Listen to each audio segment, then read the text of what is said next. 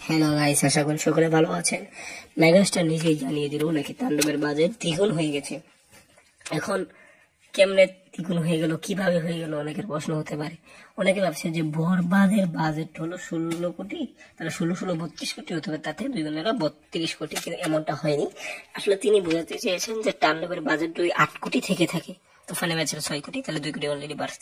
8 কোটি ছিল, কিন্তু এখন এইটা বাজেট টার্নওভার যে বাজেট ধার্য ছিল এটাই দ্বিগুণ হয়ে গেছে, অর্থাৎ 16 কোটি টাকা বাজেট হয়েছে। অর্থাৎ ওই তাণ্ডব আর বরবাদ প্রায় সময় ছিল, হয়তো 2-1 কোটি টাকা বাড়াবে অথবা কিছু লাখ টাকা বাড়াবে, এটাই। তো তার বরবাদের সমানই চলবে আর কি তাণ্ডবের বাজেট, এর জন্য বলে তাণ্ডবের বাজেট বাড়লো এবং গ্রেঞ্জার বাড়াতে এরকম করা হয়েছে। তো থ্যাংক ইউ পুরো ভিডিওটি দেখার জন্য। তো কেমন লাগলো আজকে এই ভিডিওটি অবশ্যই জানাবে কমেন্ট বক্স, স্বাধীনতার জায়গা। তো থ্যাংক ইউ পুরো ভিডিওটি দেখার জন্য।